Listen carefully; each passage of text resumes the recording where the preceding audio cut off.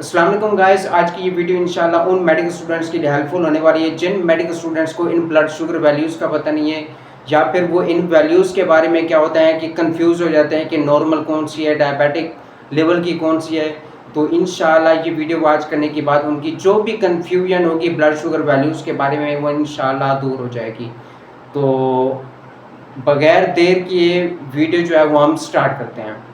तो देखिए ये हमारे पास क्या है, ब्लड शुगर वैल्यूज़ हैं। अब ब्लड शुगर वैल्यूज़ दो तरह की हैं कि अगर पेशेंट फास्टिंग में है या अगर पेशेंट ने ग्लूकोज लिया हुआ है, तो दो तरह के हम क्या करते हैं कि ब्लड शुगर वैल्यूज़ चेक करते हैं। अगर पेशेंट फास्टिंग में है तो जब आप क्या करते हैं उस पेशेंट का ब्लड ग्लूकोज लेवल चेक करते हैं, तो अगर वो 110 से लेस देन है तो इसका मतलब है नॉर्मल है। अगर पेशेंट का ब्लड ग्लूकोज लेवल आ रहा है 110 से लेके 125 के दरमियान, तो इसका मतलब है पेशेंट जो है वो इम्पेयर्ड ग्लूकोज टॉलरेंस कंडीशन में है। यानी कि ये वो कंडीशन होती है जिसमें ब्लड ग्लूकोज लेवल नॉर्मल से बढ़ जाता है। अब देखिए 110 से ग्रेटर आ रहा है ना, 110 से लेके 125 के दरमियान है, तो ये वो कंडीशन होती है जिसमें ब्लड ग्लूकोज लेवल नॉर्मल से बढ़ जाता है, लेकिन वो इतना नहीं बढ़ता कि ये डायबिटीज कोज कर सके। तो यूँ समझ लें ये जो इम्पेयर्ड ग्लूकोज टॉलरेंस वाली कंडीशन है ये एक वार्निंग साइन होता है पेशेंट के लिए। इसे हम प्री डायबिटिक फॉर्म भी कहते हैं क्योंकि ये नॉर्मल और डायबिटीज के दरमियान में आती है। ये जो कंडीशन है ये एक वार्निंग साइन होता है पेशेंट के लिए, यानी कि ये टाइप 2 डायबिटीज के कोज होने का जो रिस्क है ये उसको इंक्रीज कर सकती है। इस कंडीशन को कभी भी नॉर्मल ना समझिएगा। उसके बाद यह है कि अगर पेशेंट का जो ब्लड ग्लूकोज लेवल है वो 126 या 126 से ग्रेटर आ रहा है, तो इसका मतलब यह है कि पेशेंट डायबिटिक है। अब फर्स्ट टाइम ये समझ आ गई। अब हम देखते हैं कि अगर पेशेंट ने ग्लूकोज लिया हुआ है, तो जब आप क्या करते हैं उसका ब्लड ग्लूकोज लेवल चेक करते हैं, तो अगर ब्लड ग्लूकोज लेवल 140 से लेस आ रहा है तो इसका मतलब है पेशेंट नॉर्मल है।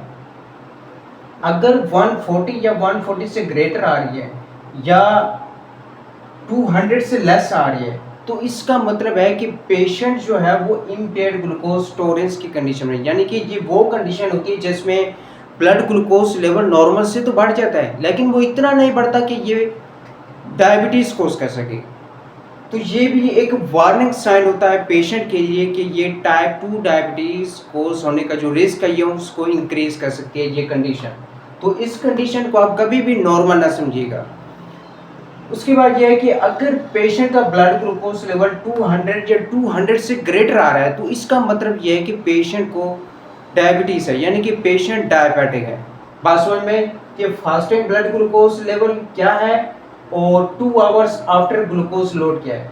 देखिए अगर पेशेंट फास्टिंग में है, मीन्स के कुछ भी नहीं खाया हुआ, 8 से लेके 12 घंटे तक उसने कुछ भी नहीं खाया हुआ, तो जब आप क्या करते हैं उसका ब्लड ग्लूकोज लेवल चेक करते हैं, अगर 110 से लेस आ रहा है तो इसका मतलब है नॉर्मल है।